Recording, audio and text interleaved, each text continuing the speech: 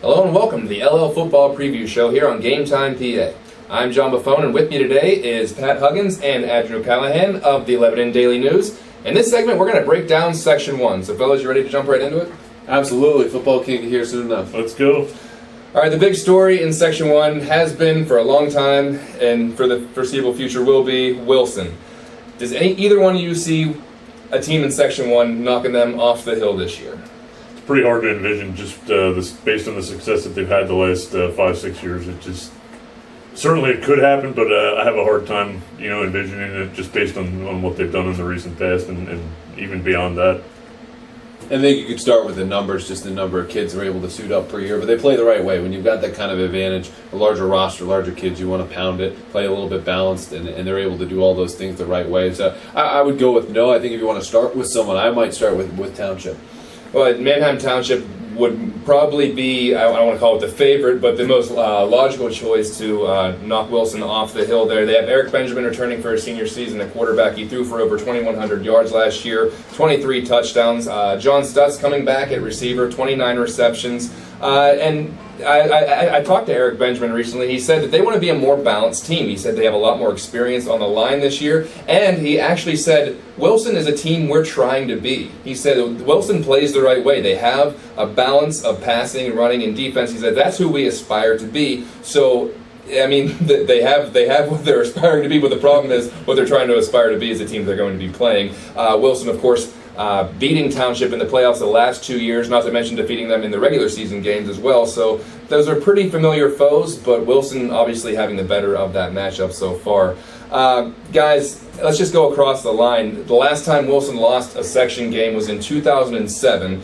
Trying to think about what you were doing in 2007, but Can't share that on camera. Exactly. So let's go right down the line. Quick response: does Wilson lose a section game this year? I'm going to say no, although I will qualify that with saying, again, as you guys pointed out, I would think Manheim Township has the best chance. Give old Elko coach Mark Evans a shout out there. He will get his guys ready to play and compete, and I know that they'll be ready for a challenge, but I'm going to have to stay with Wilson staying undefeated.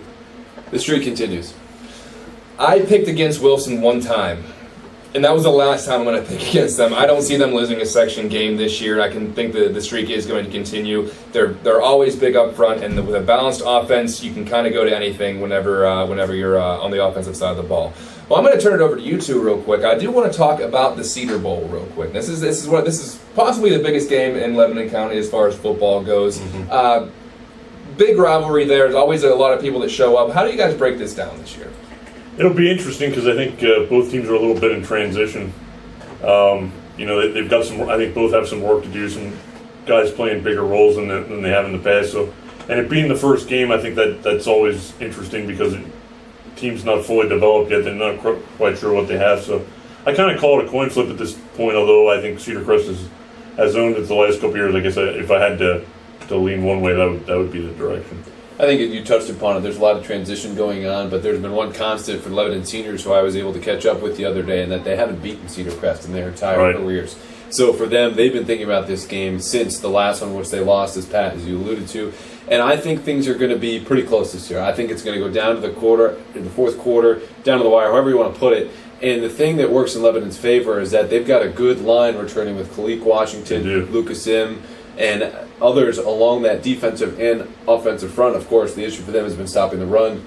If Cedar Crest can break out some early runs, take control of the tempo of the game, of course they can score points, but you never want to play from behind early, and we'll see how things go. But I think the big guys up front will be a difference, and that's why it's going to be close late.